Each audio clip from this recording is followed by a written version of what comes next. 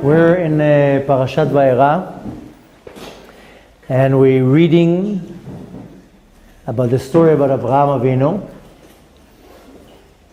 And of course we know that Avraham Avinu was tested constantly by the Kadosh Baruch Hu. And there's a story in the Talmud that David HaMelech had a conversation with the Kadosh Baruch Hu. And he told Hashem, listen, that's not fair.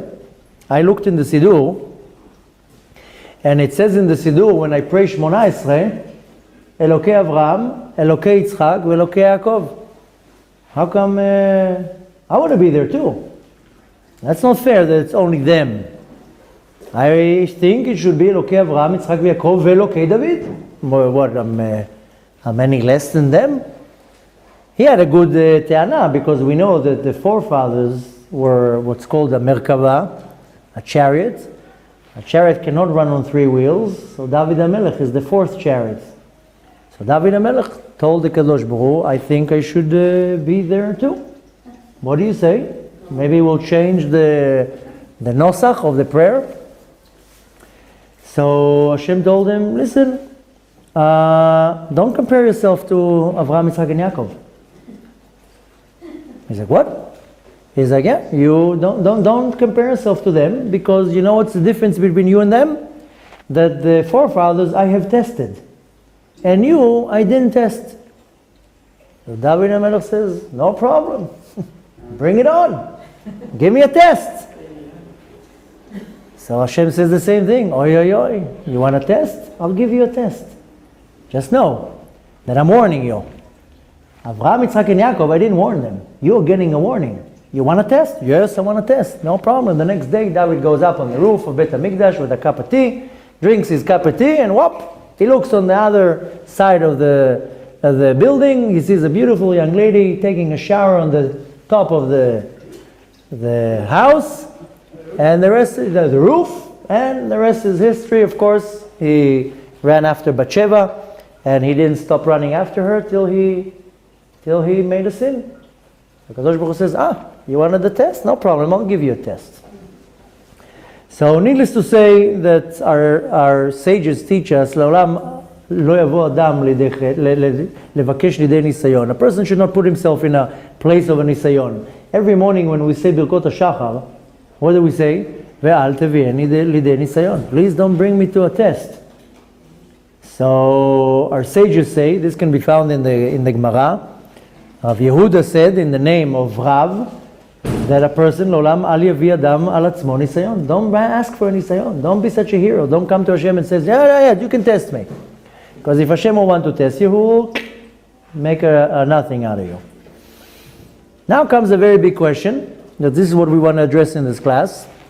What does Hashem want from Avraham Avinu? The guy is like the number one Jew in history. Why are you testing him all day long? What do you want from him?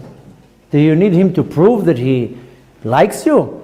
He went against the entire world to prove that you exist. Why you test? Leave the guy alone. The guy is 75 years old. He is in Haran. He has already a business going on. He has a whole organization for outreach. He's doing amazing. He's the rabbi of Haran. Why are you telling him go out of Haran now? Why you keep testing him? What does Hashem want from Avraham Avinu? Now, the question here develops into another question. Okay, so we will find out what Hashem wants from Avraham Avinu. But who is the test for? Is the test for Hashem to see how Avraham Avinu will react? Or is the test for Avraham Avinu? Who's getting the test here? What, Hashem doesn't know Avraham Avinu's situation? Hashem doesn't know what's going to be the outcome? Hashem sees everything. Hashem sees into the future. He doesn't know what's going to happen. So who is the test really for? For Avraham Avinu or for Hashem? Who's under the test here? When Hashem puts me under a test, He wants to see what am I going to do? But Hashem knows what I'm going to do. So in essence, one can say the test is for me, not for Hashem. Right? Well, Hashem won't test Himself. Excuse me? Hashem will test Himself. Hashem doesn't test Himself. Hashem tests us. So obviously, So Hashem wants to see. Obviously, the test is for me, not for Hashem. One can argue and say, Hashem is testing me to see how I will react. If I'll choose to do good or choose not to do good. But really, the test is for myself. And if this is the case, then why is Hashem testing Avraham Avinu? Don't you know that he's already loyal to you? Don't you know that he's willing to do anything for you? He jumped into the fire for you. Why are you testing him? This is a question that we want to address, and of course we want to learn from that. Why are we getting tested? Yeah, why? Well, what does Hashem want from us? What's the concept of the test?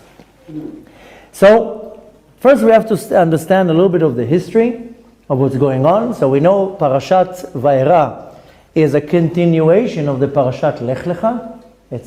Some see it as one big parasha. It's the same concept. From the beginning of the journey of Avraham till the end of the journey of Avraham. Our sages, mi Lech Lecha ad Lech Lecha, because the last parasha starts with the word Lech Lecha, and this parasha, Parashat Vayeira, will end with the words Lech Lecha, when Avraham Avinu is tested to slaughter his son. Hashem tells Avraham Avinu the same commandment, Lech Lecha.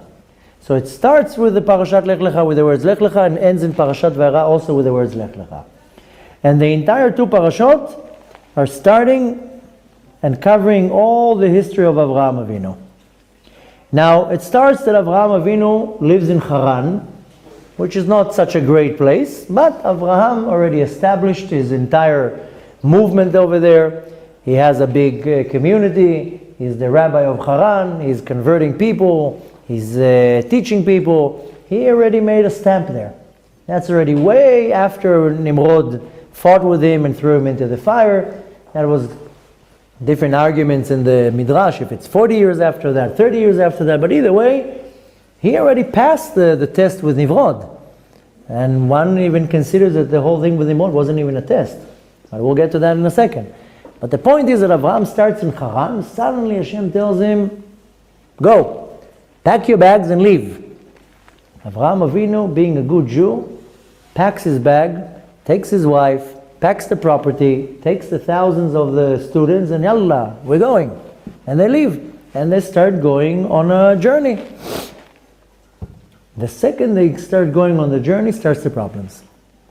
Every poor place that they go, starts problems. The first problem they hit, they come into Canaan, and a famine. There's nothing to eat. The people of Canaan tells him, you're bad news, you, Avraham Avinu. We don't want you here. We never had a famine here. You just came to our territory and starts a famine. Go out of here. We don't want you. He packs his bag again. I don't know if you ever had that headache to relocate every 2 months. Relocating, moving, that's a big headache. Packing all your stuff and unpacking and the movers and the storage and this and just imagine the poor guy. He's settled already, bought some property. No, we don't want you here. Everybody told him, get lost. You are a bad luck. They kick him out and he goes to Mitzrayim. Now what happens in Mitzrayim? He just enters into Mitzrayim, his wife gets taken. Not only that his wife gets taken, now he has to prove how he's not connected to her, so they're not going to kill him. So he has to lie, he has to make up a story, and not only that, he's without his wife, he's worried. The amazing thing is that the people in Mitzrayim, their values were a little bit wrong. They were very strict with not taking a woman that belongs to a man. That they were very strict with. But to kill somebody, that's no problem. So what they would do, if there was a woman that she's married, they would kill the husband. Now she's not married anymore, and we can take her. So that was their common sense. Very, very religious when it came to being with a woman that belongs to a man. But to chop his head off, that's okay. So Avraham Avinu said, listen, I have to make up a story here. Now Avraham Avinu was counting on the merits of Sarah Imenu. Right? You know, every Shabbat when we sing a song, we sing Eshet Chayil. What do we sing? Ubatach balev ba'ala. And Avraham is going on Avraham Avinu that he trusted the power of Sarah. He knew Sarah is powerful. Ubatach ba, and he trusted in her, lev ba'ala, the heart of Avraham Avinu, he trusted Sarah. Therefore, he said, okay, I'm going to have to lie. I'm going to have to make up a story, and I'm going to be saved. And sure enough, that's what happened. Later on, of course, it was found, and he got kicked out of Mitzrayim too. But how did he get kicked out of Mitzrayim? With a lot of money. V'shalal lo yichsar. This is what we sing in Eshet Chayil. Shalal means, all the goods. Lo yichsar. He came out from Mitzrayim b'mikneh kaved. He came with thousands and thousands of animals, donkeys, sheep, cows, male servants. He came out of Mitzrayim, Bill Gates. And then comes out of Mitzrayim again, another smack to the face. A war starts. He's sitting and he bought himself a little territory, starts a war, a big war. The Russians, the Americans, the Koreans, and the Iranians, they all start fighting with each other, 4 big kings. And a whole big war starts. 4 big kings. They start fighting. I mean, there are 5 kings, but the war was between 4 kings. So it started with 4 kings. You're right. There was 5 kings, but the war started from 4 directions. The war. Now, Avraham Avinu is sitting in between. How can you be in a war zone? So again, relocate again. Now comes another headache. Lot is being captured. Now what? Again, another problem. He was being captured, and of course they knew that Lot is Avraham Avinu's nephew. So they took him with him. Now Avraham Avinu has to call all of his men. He took 318 guys, and they go into war. 318, yeah. Yeah, so Avraham Avinu had some secret weapons. But they say that it was one of the people, only Elazar. Yeah, okay, there's one opinion that says it was only Elazar that fight with him. Avraham Avinu had special sand that he threw the sand, and the sand became into spears. So when spears. Avraham Avinu had a special sand that he took the sand and he threw the sand and it became spears. So yeah, there's one opinion that says that the 318 men is Eliezer, one guy. So long story short, going into war again. This is not good for business, not good for business, not good for family relations. So we see that Avraham Avinu full of problems. Then he gets Lot back. Now he has to move again, another relocation. He has to move to Gerar. Imagine, already 4 times he has to move within this period. And then again what happens? Again Sarah gets taken. Another problem.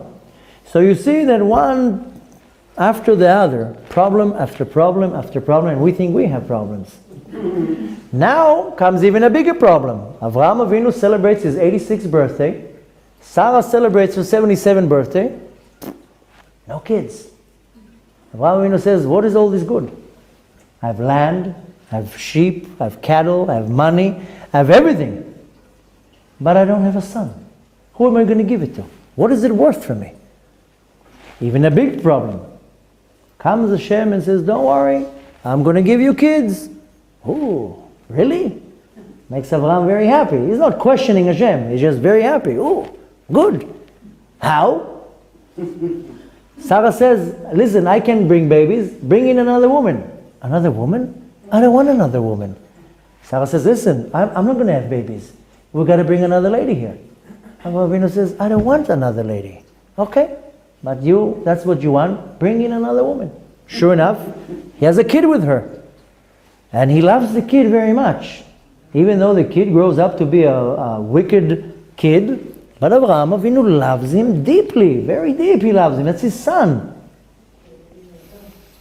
And of course, later on comes the miracle and Sarah has another baby. Has a baby, and whoop, now I have 2 kids. One kid comes from the servant, and another kid comes from Sarah. Now I have 2 boys. Baruch Hashem. Avraham is very happy. He doesn't see much of a difference. Avraham Avinu was total chesed. He saw Ishmael with all of his problems, and he loved them dearly. And of course, now comes the big nisayon. Avraham Avinu gets the order from Hashem, go and kill your son. Now this is not so obvious in the Parasha, But the commandment was to kill both sons. Not only one. Both sons. The first one, of course, was Yitzchak, to put him on the altar. And the other son, he kicks him out of the house. Hashem tells him, get rid of him. So, doesn't matter. That's another nisayon. Coming from the Kadosh Baruch Hu, kill both of your sons. One of them is Yitzchak for putting him on the altar, and Ishmael, get rid of him. What does Abraham send him? With a bottle of water? And runs out after 2 minutes? That's a nisayon. Doesn't matter right now that it came in an indirect way from Sarah. But he's facing a big nisayon. I have to kill both my sons. That he loves dearly, the same. He doesn't see right now the fault of Ishmael. It was Sarah that saw. And of course, comes another nisayon here, that Sarah sees one day that Ishmael is doing idol worship, and she says, he's out. Throw him out. And he has to obey, and he knows, I'm going to kill my other son. I'm going to send him into the desert. What does he send him? With a little pitcher of water. So we see here that Avraham Avinu didn't have it easy. Then we have the chutzpah to whine and to complain that we don't have it easy. Avraham Avinu was I can't rate him necessarily as the number one, but he was definitely ranked one of the high ones, and he has to go through all these problems. So much more so me. Now, of course, comes different of opinions, and we do have a Mishnah that we learned that Avraham Avinu was tested 10 times. Asara nisyonot nisasa Avraham Avinu. Why was he tested 10 times? The Mishnah says to show how great he was. And of course, comes the big questions. What are these tests? So there is one opinion, that's the opinion we go by. And that's the opinion of Rambam, and he names all the tests. So the first test is, of course, Lech Lecha. The first test was to go out of their land. The next test was the famine in Israel and going down to Egypt. The third test was that Sarah was taken. Fourth test was the big war with all the kings. Number 5, that he had to take Hagar for a woman. That was a big test. Number 6, that he had to circumcise himself. Number 7 is taking Sarah to the house of Avimelech. Number 8 was the kicking Hagar out of the house. Number 9 was kicking Ishmael out of the house. And of course, number 10 is the sacrifice of Yitzchak. These are the 10 tests that Avraham Avinu went by, that he had to go through. Of course comes a big question, what about the test that he had to be thrown into the fire? Isn't that a test? That seems like a pretty big test. Rambam says, we're not considering it as a test because it's not in the Torah. It's in a Midrash. We're going by what's written in the Torah. And if you go by the Midrash, then Avraham Avinu had 50 tests. So since Ur Kasdim, the throwing of Avraham Avinu into the fire, is not written in the Torah, we're not consider it one of the 10 tests. This is, the Ur Kasdim is in a Midrash. It doesn't say in the Torah that Avraham Avinu was thrown into the fire. This is a Midrash. Okay, he just says, I just took you from Ur Kasdim. Yeah, but the Midrash is the one that comes and says that he was thrown into the fire. Rambam says, I'm sorry, it's not written in the Torah, I'm not taking it as a test, therefore Rambam doesn't count it as a test. And, of course, there's another interpretation why Ur Kasdim is not considered as a test, because Hashem wanted to see how much Avraham Avinu is willing to lose everything. Meaning that, including his belief. So, we continue and we're saying, when a person becomes closer to Hashem, right away will be a test. And this is a big question of any individual that becomes closer to Hashem, whether it's a Baal Tshuva or a convert, that you'll have a good run, and then you hit the first test. Not too long ago, we had a very special lady and their family, they were all converting, and they were all very excited, and they were all hyped up, and my wife told her, listen, not that I want to blow the sails out of your wind, but when you come out of the mikveh, the Yetzer Hara comes out of the mikveh with you. Now you're all excited. You don't have a Yetzer Hara. I'm just just want to lay down the foundation, just that you know that when you come out of the mikveh, you're still soaking wet. The Yetzer Hara comes out of the mikveh with you, and right away he's going to already slam you. So, don't get too excited. So, of course, not saying in a negative way, but either it's a Baal Tshuva or a convert, they'll have a very good run, and then starts the tests. And the Baal Tshuva will say, wait a minute, I'm feeling lost here. And it brings the person into a big confusion. And I will become closer to Hashem, and I would expect, things should get much better now, no? Suddenly I see I get fired from my job because I'm observing Shabbat, and we don't want you here. Now I'm unemployed. My tshuva is not making my life better. And suddenly my family is not accepting me, and suddenly this is not working out, and that is not working out. And I'm like, what's going on here? I'm coming closer to Hashem, and I'm just getting slammed into my face. Isn't me getting closer to Hashem supposed to give me a better life? Now I'm suffering. What's going on here? I'm basically suffering a loss here.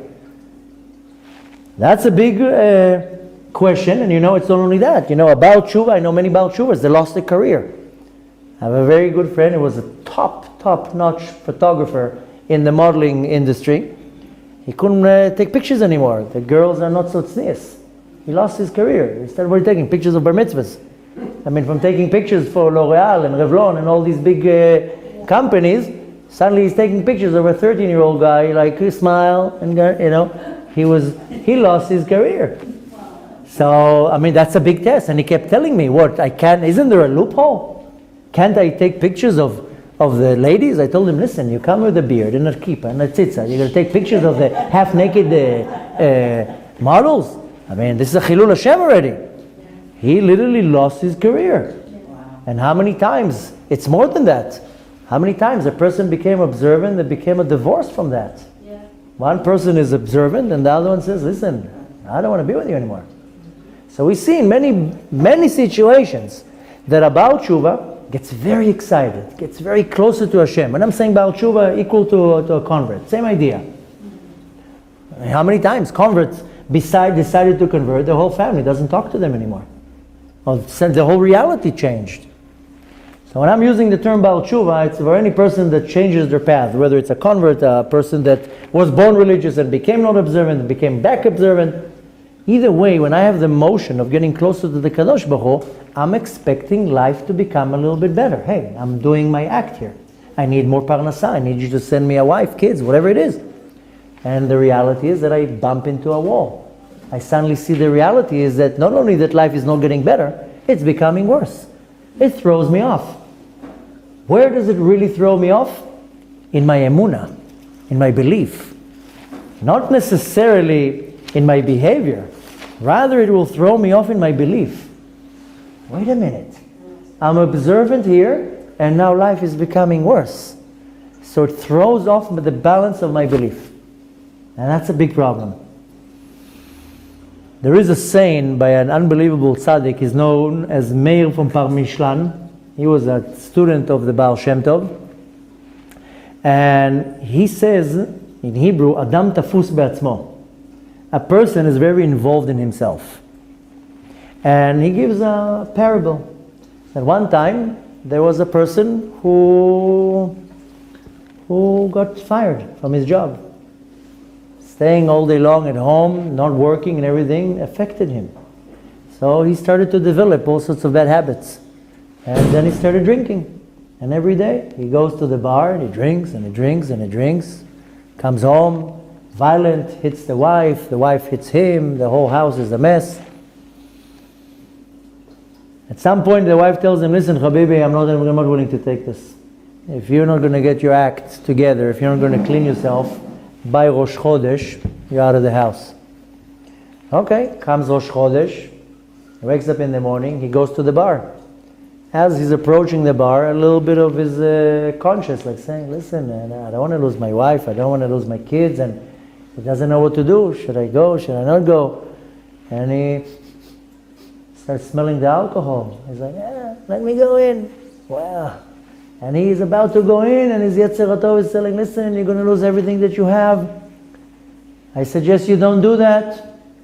And his saliva is already tasting the alcohol, and he wants to go in, and his Yetzer HaTov is saying, listen, you're going to do a mistake here. And Baruch Hashem, the Yetzer HaTov won, and he makes a U-turn and he goes home. He walks into the home, opens the door, he sees a mirror, he looks in the mirror and says, you know what? After all, I have willpower. I'm strong. I'm a great guy. I was able to overpower the Yetzer Hara. Why don't you bring me a cup of whiskey?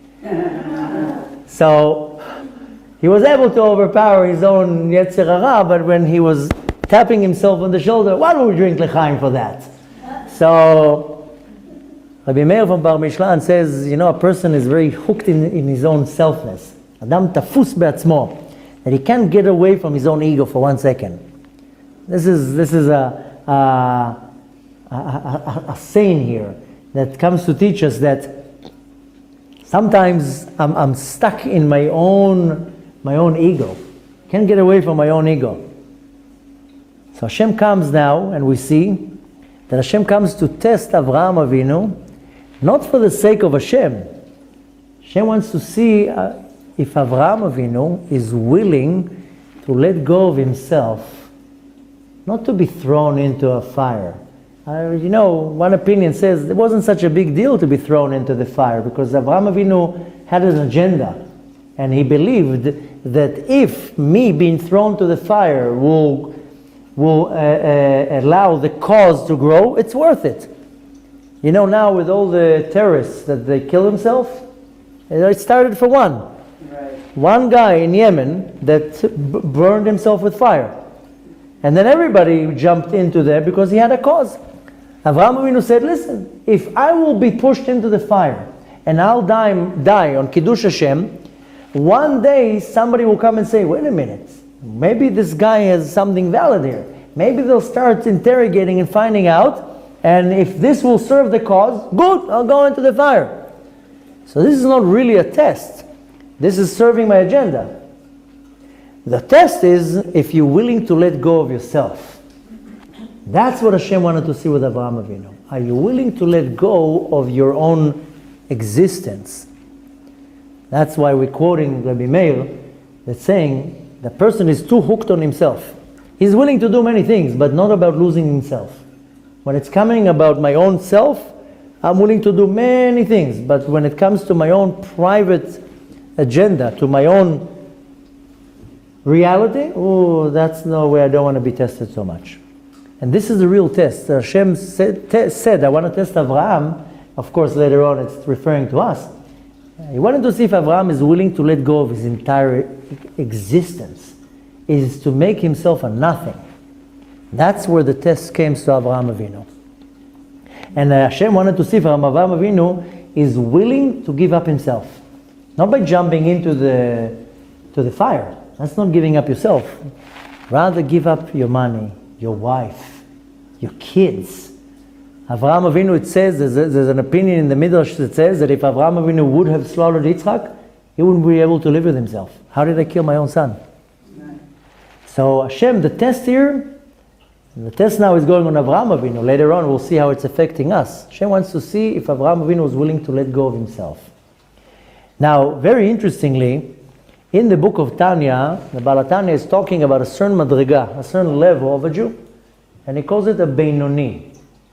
There is a level that is called a tzaddik. There's two levels of tzaddik. Tzaddik gamur, tzaddik she'eno gamur. A complete tzaddik and an incomplete tzaddik. And then rasha gamur, a total wicked person.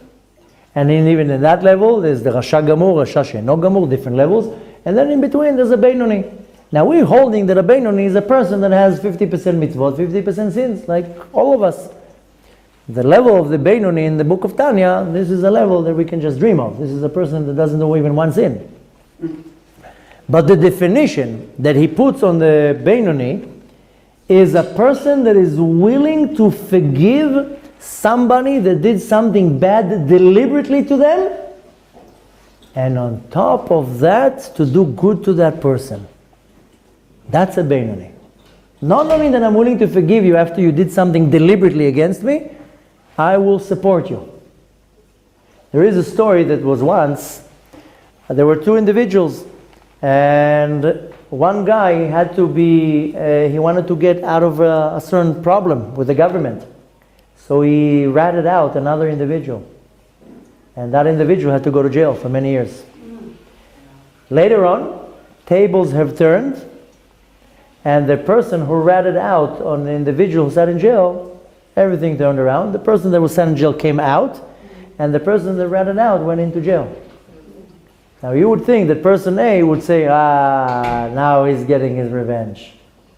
The person A that was ratted on in the beginning went to the wife of the person who ratted on him and said, how long is your husband going to be in jail for? She told him so and so times. So he says, okay, I know you need X amount of money per month to sustain yourself, and he supported her. So you see that not only that he forgave the person who went against him and threw him into jail, he went and he assisted his wife. He supported the wife and the kids. So the definition, I mean, it's a very broad definition, but part of the definitions of the level of the Beinoni based on the Baal HaTanya is that a person that is willing to forgive somebody that deliberately hurt him, deliberately, and not only that, later on, it says, Metiv ito vegomel lo tovot. He does good to him and he's giving even more. Totally forgive you, like this never existed. So, we learn from that Hashem is testing Avraham Avinu, but also us, how much you're willing to lose. This is the test. How much you're willing to lose and what from yourself. So of course comes again the question, so what's the point here? What does Hashem really want? So you want to test me how much I'm willing to use? Why does it have to come in that form? What is Hashem really, what's the bottom line? What is it good for? That's the bottom line. Let's now forget Avraham Avinu. Us. Hashem is testing me on a daily basis. Constantly. Big tests, small tests. One can look up to Shammai and say, Hashem, what do you want from me? What do you want? What is it good for? What is it good for? It's making my life miserable. It's not really making me a better Jew. At least on the surface, it doesn't seem like it. If I'm now putting through a test, then I don't see the benefit in it. I just see the negative part in it. What does Hashem want? Why? I'm trying to come closer to you, Hashem. Why are you putting stumbling blocks? Why are you making it harder on me? Why are you making the fact that I get fired now from my job? Oh, I don't have parnasa. Oh, I can't find my other half. Oh, I can't have kids. Oh, I found my other half, Baruch Hashem, but all day long I'm fighting. Why? It's not that I'm being a wicked person and I can understand. A wicked person, punish them. I'm trying to get close to you. Why are you putting these speed bumps all the time? What is it good for? Now, there's two explanations for this concept. One is a very simple explanation, and we know that about 2,300 years ago, the ruling of the land was under the ruling of the Greek, Shilton Yavan, the Greece empire. They ruled here. And there was a certain individual, a certain woman. Her name was Hannah, even though for some opinions that wasn't her name, but there was a certain individual, Hannah, and she had 7 boys. One day, the soldiers, they come, they arrest her with all 7 boys, and they take her to Antiochus, to the king. And he tells the first boy, bow to this idol. First boy says, no, I will not bow to any idol. He says, I'm going to kill you. He says, you can kill me. I'm not bowing to an idol. Sure enough, they kill the boy. They take the next boy, bow to the idol. I'm not bowing to the idol. I'm going to kill you. You can kill me. Kills the second boy. And then the third and the fourth and the fifth, they kill all the boys. Then he comes to number 7. 6 boys already killed in front of their eyes. Comes to the little boy, he's 4 years old. The little 4-year-old is frightened, holding his mother's dress, hiding behind the dress. And he calls him over. Now he knows the little boy is a different scenario. He says, listen, little boy, I'm not going to ask you to bow for an idol. But please pick up my ring that fell on the floor. The boy was smart, and he says, I'm not going to do anything that shows any type of emotion of subduing myself to you. He says, but I'm not asking you to bow. He says, I'm not bowing. But you commanding me to pick up the ring, I don't want to do any action that shows that I'm humbling myself in front of you. You're nothing. He says to the boy, I'm going to kill you too. He says, you can kill me. And sure enough, he kills the boy. The mother falls on the body of the little boy, a 4-year-old boy, and she tells him, go to Avraham Avinu in Shamayim and tell him that he only sacrificed 1 boy and I sacrificed 7 boys. And up until today, what is echoing in this story, what we learn from this story, that the echo of the sacrifice of Avraham Avinu the test was not for Avraham Avinu. It was for the crowd. It was the ones who are looking. There's a very big difference. The whole show of Avraham Avinu is that when we look at it, it will serve to us as an example, and we will do the same thing. So really the Nisayon of Avraham Avinu was not a Nisayon for Avraham. Is for us, the crowd, to look and to say, oh, I'm going to do the same, like Avraham Avinu. So this story comes to say, yeah, why did they kill themselves? Because they said Avraham Avinu was willing to kill himself, we also. So really, you can look at it in a completely different way. And this is the opinion, by the way, this is not something that I'm making up. This is the opinion both of Ramban and Rashi. That they say the tests were not for Avraham Avinu. The tests were the ones to see what would be the result. Avraham Avinu didn't need the test. The test is for us. Avraham Avinu was tested that for me to see how to react, how to behave. This is the opinion, both of Rambam and Rashi, they both agree that this is the test. This is the reason. But again, we're getting to, this is one explanation, I told you this too. We're still stuck with the question, why is Hashem putting me through a challenge? So there's a story that I heard not too long ago, which is a very, very interesting story, about a certain young individual. His name was Nachman. It's not Nachman from Breslev, it's a Nachman that his last name was Sudak. And he lived about 100 years ago, maybe 120, no, maybe less than 100 years ago, under the regime of Stalin, probably in the early 1900s. And since the communism was so severe, they couldn't participate in anything. So a lot of people, what they do is they used to relocate far away and thought maybe the KGB will not find us here. So families would relocate to different places. His family was a little boy. His family relocated to Samarkand, to Uzbekistan, a faraway place. He said, okay, the KGB will not look for us here. Here we can live quietly. Okay, now he was an 8-year-old boy. The parents registered him to a cheder. Now, going to the cheder, he has to carry with him the book, like this. Now, he was very afraid. He was very afraid that a policeman will stop him. So what would he do? He would wake up early in the morning and go to the cheder while it was dark. That way it's dark, nobody really sees what's going on. And he would come back after the sun went down. So he would come very home late. He made it out of fear. Now he had a problem. Came Shabbat. He had to come early. So one time on Erev Shabbat on Friday, he walks home and he's holding his book. And a policeman stops him. Hey kid, what are you doing here? I'm walking home. What is it in your hand? Oh no, some stories that my grandmother wrote.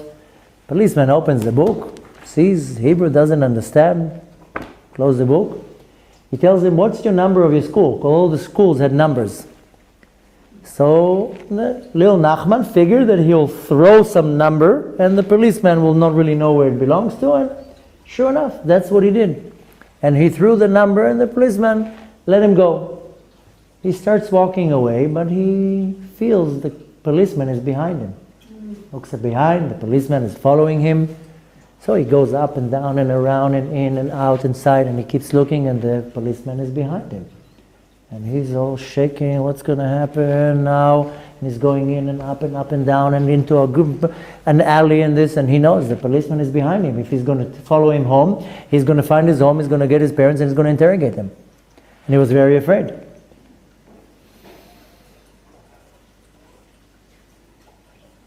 B'kitzur, at some point, he came home and he got rid of the policeman.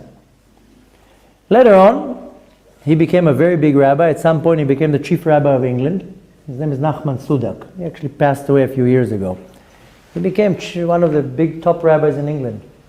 And once they asked him, what was the thing, the source that gave you the energy to sustain the fear? What caused it? Like, how did you able to where did you bring that Mesirut Nefesh from? Because they really had to live under self-sacrifice. Every day was a Mesirut Nefesh. I mean, you would get killed for going into a mikveh. Not talking about something even more. Learn Torah, right away you get killed. So he told them, the few moments of holding the book, that's what gave me the power. The fear.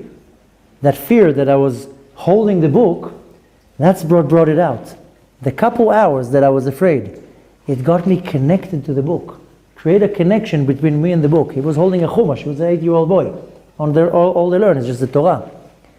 And he said, just holding the book and being afraid and running around and moving around, that's what brought out of me this mesirut nefesh, this power of self-sacrifice. And the test has the ability to bring the best out of me. When I'm taking a very big step, you know how when we were kids, we would go up steps and we would take like a very big step, see who can take as more steps as possible. One takes 2 steps at a time.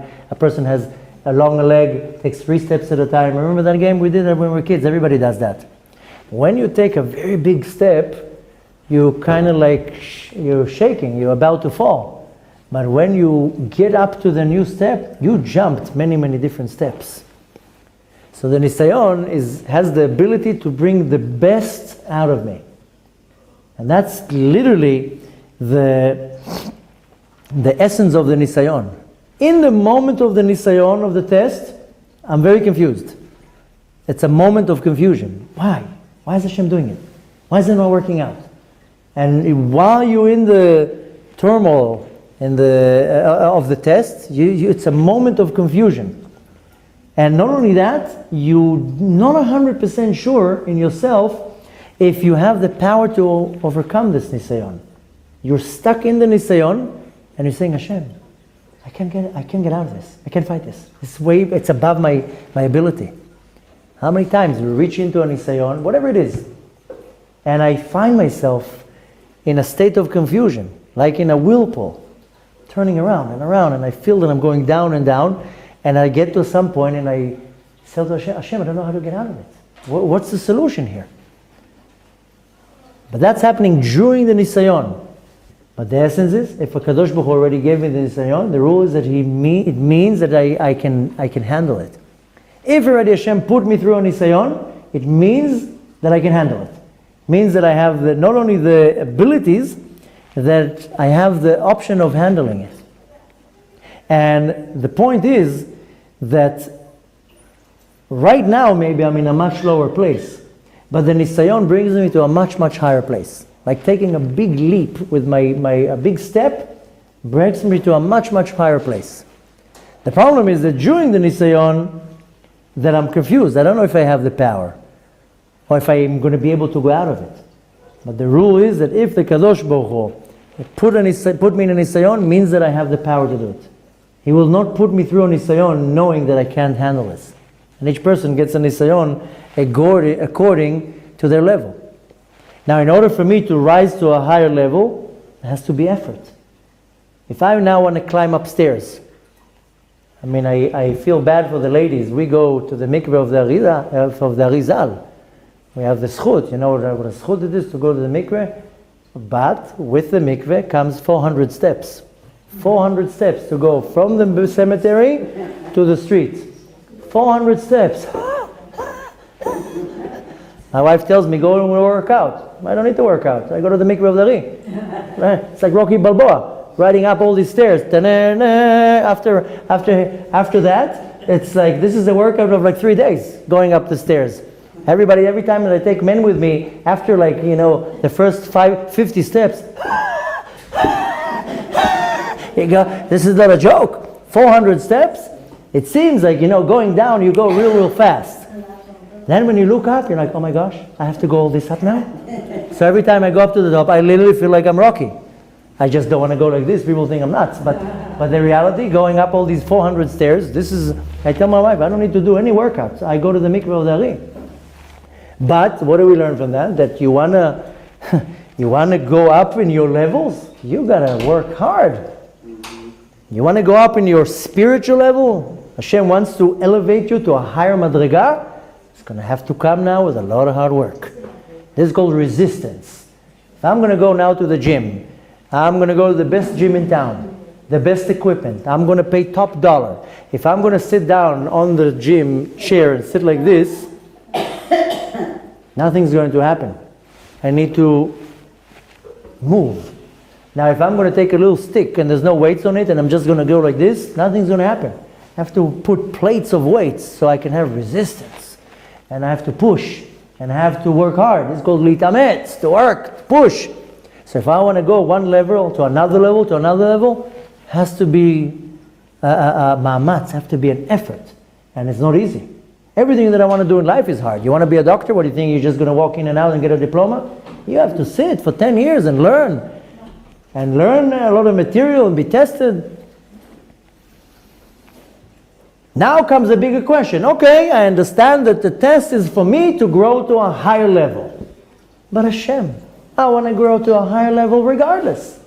Why does it have to be with a test? Hashem, I'm now declaring I want to become a better Jew. Why does it have to come in a negative way? Seemingly, of course. One might answer, let's ask, listen, Hashem, well, I don't understand why you're torturing me. It's not that I'm going away from the Torah. I'm going towards the Torah. I want to become a much better Jew, a much better person. Why are you making it harder on me? Hashem says, I want more of you. That's the answer that Hashem will give us. I want more of you. And the more you give in, the more you give away from yourself, that's what Hashem wants. Hashem wants you to get rid of your selfness, of your existence, your ego. That's the test. Hashem says, the more you give over from yourself, that's what I want. That's what Hashem wanted from Avraham Avinu. Bottom line, that's what Hashem wanted from Avraham Avinu. He didn't want anything else. He knew Avraham Avinu is aiming to the top. And Hashem says, okay, I will test you where you're giving from yourself. Whether it's the moving constantly, giving your money, giving your wife, giving your child, giving your other child. That was the test. That's what Hashem said, I want more of you. That's what Hashem tells us. I want more of you. I want you to give over a little bit more. That you humble yourself. Of course, when a person humbles himself, then they reduces the nisayon. Now here comes another explanation. When Hashem puts us in a nisayon, He holds us as a tzaddik. Because when I pass the nisayon, I'm like a tzaddik. Now, who does Hashem test? Hashem doesn't test wicked people. He tests only the tzaddikim. You're not going to find anywhere in the Tanakh that Hashem tested Korach, or He tested Haman, or He tested... Hashem doesn't test the Rashaim, the wicked people. Hashem only will test the tzaddik. So, if I'm already fighting a test, what does it mean? Hashem is holding me in a very high madrega. That Hashem is holding me in a very high level that He thinks, I think highly of you. If I put a test in you, it's because I think very highly of you. More than that, if Hashem already put a test on me, it means that Hashem has the complete trust. And He knows I'm able to overpower this test. So maybe I'm not thinking that, but Hashem knows that. Hashem says, if I put a test in you, is because I know you can do it. And the test is there only to bring me closer to Hashem, not to get me further away from Hashem. Now, of course, what I need to take from that, if there's already a test, it means that I can pass it. Hashem would not put a test in me if I can't pass. There's no such a thing. Even though I'm now stuck in this whirlpool, and I feel I'm going down and down and down, Hashem says, no, this is just an illusion. If I gave you a test, it means you have all the abilities and all the tools to pass it. Just have faith in yourself. So the same way that I'm willing to sacrifice many things in my life, people are willing to sacrifice all their fortune to invest into another business. Where do you get the nerve? Where do you get the courage?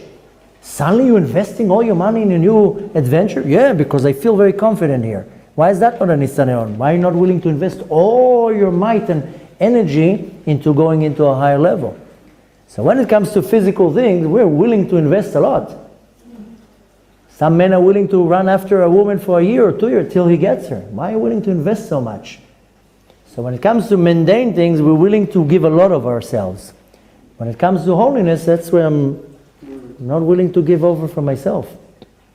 Hashem says, I want you to give over. I want you to give completely everything you have. I want you to have zero of yourself. That's the test. So when Hashem puts me through a test, I have to remember one thing, that Hashem sees me in a very high level, that He's willing to give me a test. He's not testing wicked people. More than that, I have all the abilities to go through the test. And the test is for me to get closer to Hashem, not to get further away from Hashem. And more than that, the test is for me to climb to a much, much higher level. And ultimately what Hashem wants is Hashem just wants me to give in, to have no existence of myself, rather to the existence of the Kadosh Baruch Hu. So B'ezrat Hashem, what we want to take from that is that the next time that we face a test, and unfortunately we have about 15 of them every day, that to take it in the right proportion and saying, no, Hashem just wants the good for me. Hashem wants me to be closer to Him. Hashem wants to elevate me.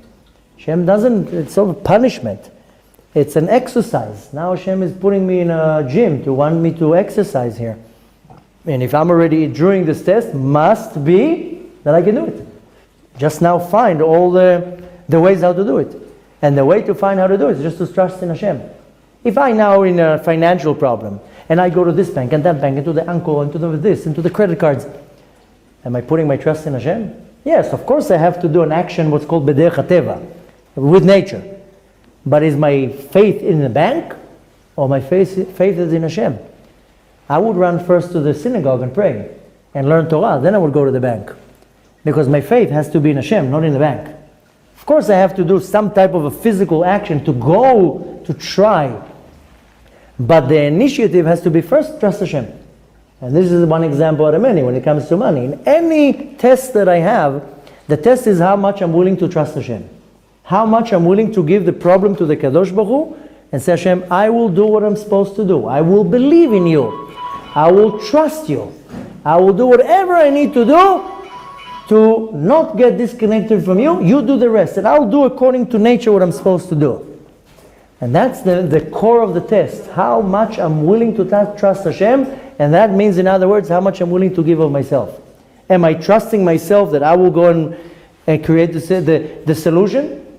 Or if I'm trusting Hashem? Many people, unfortunately, they can't find their other half. So they're on all the dating services.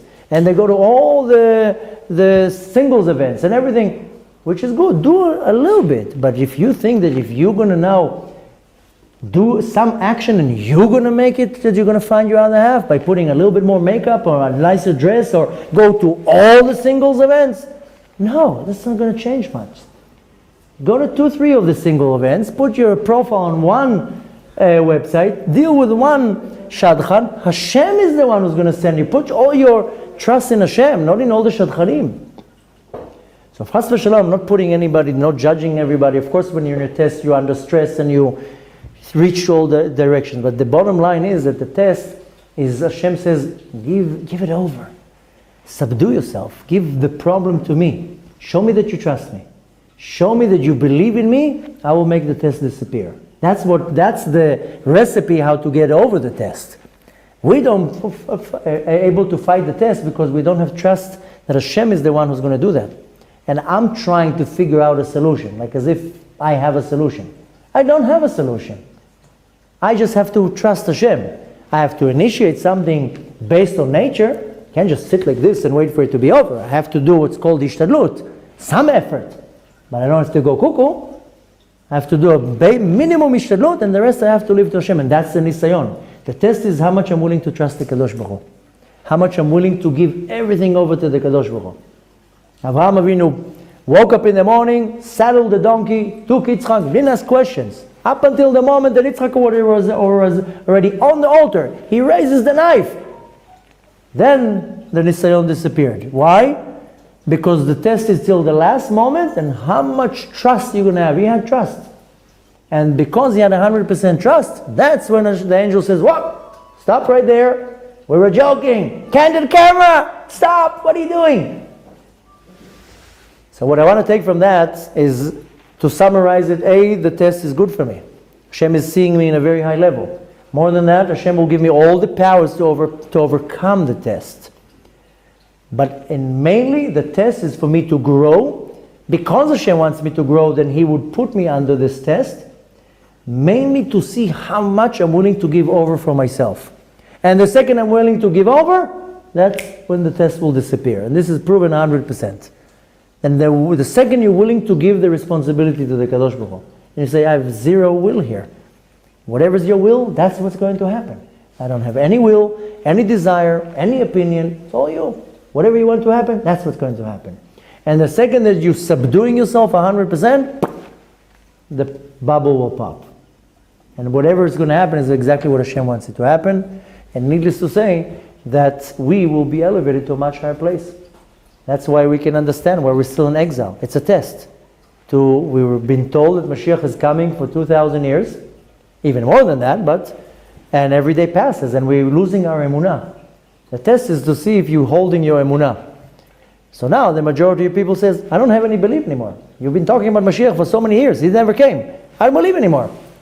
That's the test. Now when we believe that Hashem is going to still fulfill it, and it's all in the hands of the Kadosh Baruch Hu, and I'm not giving over my emunah, that's when Hashem is going to bring the Geulah.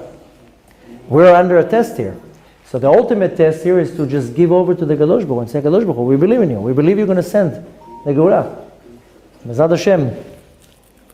The only thing that I've led to tell you is that I wish you that your challenges should be very easy and clear. We can't get rid of our challenges, and we can't get rid of our tests. But my wish to you is that the challenge should be easy, and that you should overcome it in the best and most easiest and most smooth way possible. Mezad Hashem, we have to remember that every challenge that we overpower, then we grow to a much higher level, and that's in essence what we want to do. Mezad Hashem should have a beautiful, restful week.